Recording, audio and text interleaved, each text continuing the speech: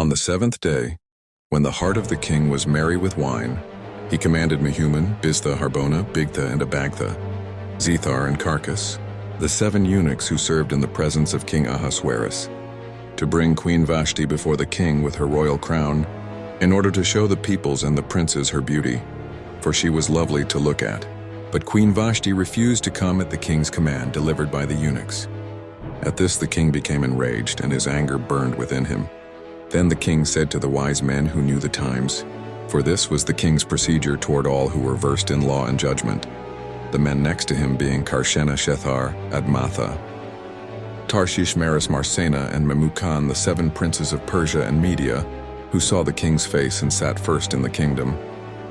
According to the law, what is to be done to Queen Vashti,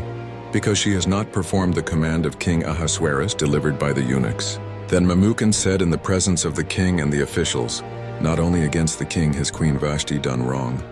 but also against all the officials and all the peoples who are in all the provinces of King Ahasuerus. For the queen's behavior will be made known to all women, causing them to look at their husbands with contempt, since they will say, and King Ahasuerus commanded Queen Vashti to be brought before him, and she did not come. This very day the noble women of Persia and Media, who have heard of the Queen's behavior, will say the same to all the king's officials, and there will be contempt and wrath in plenty. If it please the king, let a royal order go out from him,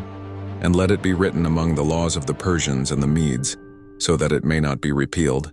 that Vashti is never again to come before King Ahasuerus, and let the king give her royal position to another who is better than she. So when the decree made by the king is proclaimed throughout all his kingdom, for it is vast, all women will give honor to their husbands, high and low alike. This advice pleased the king and the princes,